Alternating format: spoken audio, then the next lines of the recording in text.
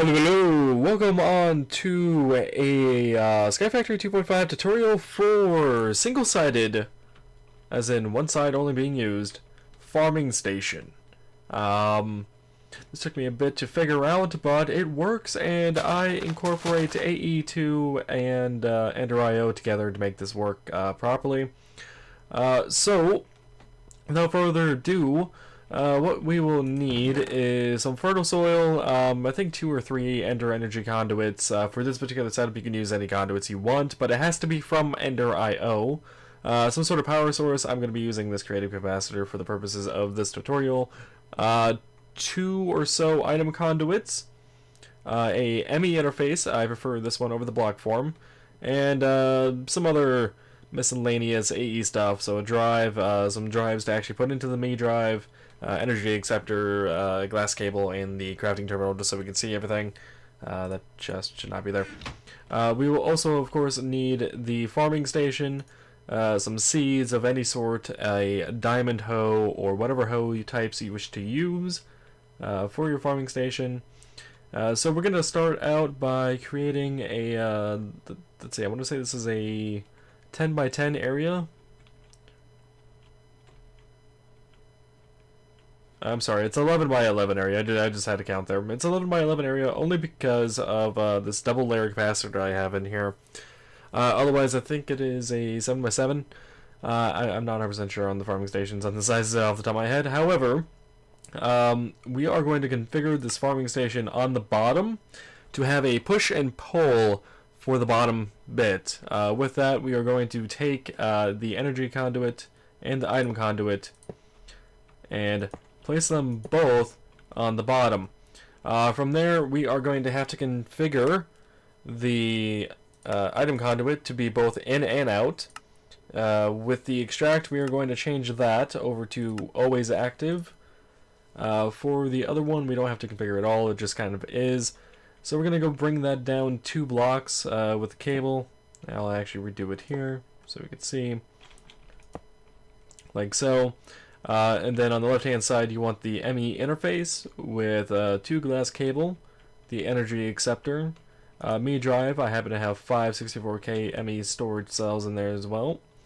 And then for the other side of this cable is where our power input's going to be. I just happen to have the creative capacitor. It could be leadstone, it could be more of the energy conduits going off to who knows where, maybe your power station or something, or even a tesseract for power.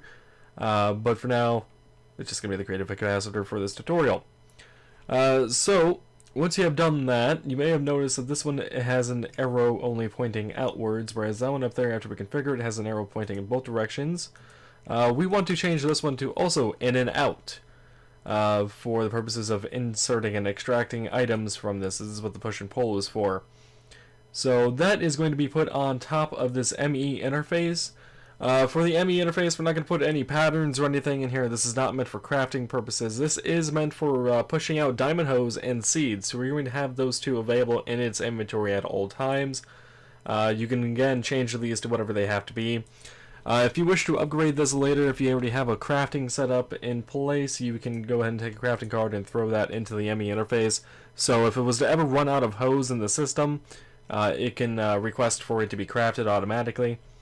That way you don't have to have a stockpile of diamond hoes in here, along with the seeds.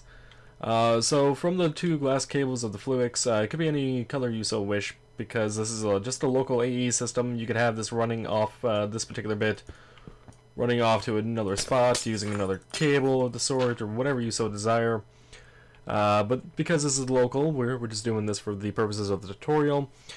So yeah, the crafting terminal is just here so we can actually see what the inventory is like. We have 3 diamond hoes, a bunch of seeds, and some wheat because this farm has been running for a bit.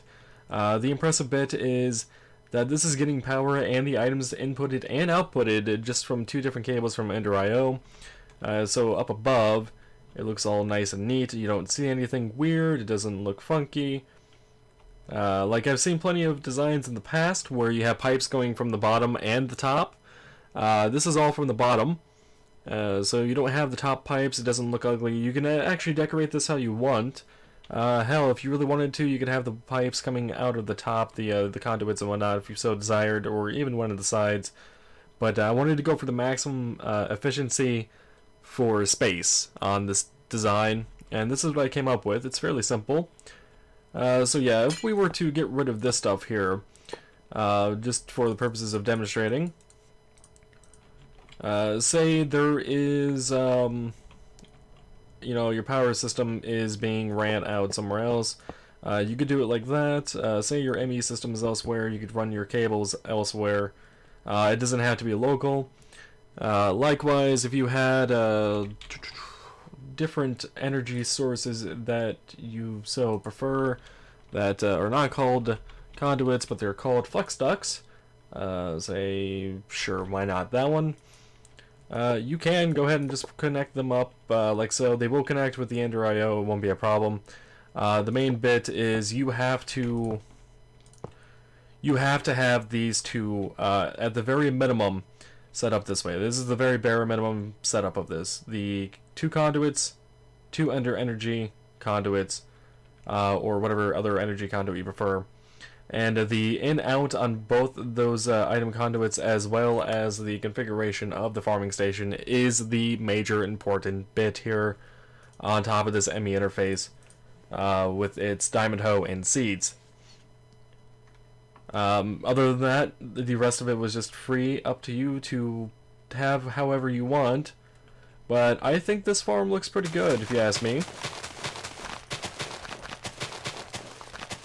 If we just take a look at it, it doesn't look like it's doing a whole lot. It kind of just looks like it's there. I think there's a bit of a facade you could do if you really wanted to prevent from being able to see down in the corner bits of the station. But it just kind of looks like it's there. It looks nice, it's simple, and it's fully automated. The power is getting to it, the items are getting to it, but it doesn't look like it's overly complicated or over-engineered that I've seen in the past. Old tutorial farm still going. Yeah, so that'll be it for this tutorial. I hope you guys have enjoyed. If you have any questions, comments, concerns, maybe ways to even improve this, feel free to let me know down in the comments below. There is one thing I did leave out with the farming station. I know you can put bone meal into here. I chose not to, but that would also be added to the ME interface that is down here, to this little list of things you can output, if you so desire anyway. That is entirely up to you. Otherwise, yeah, that'll be it for now. Hope you guys have enjoyed, and until next time, as always, take it easy.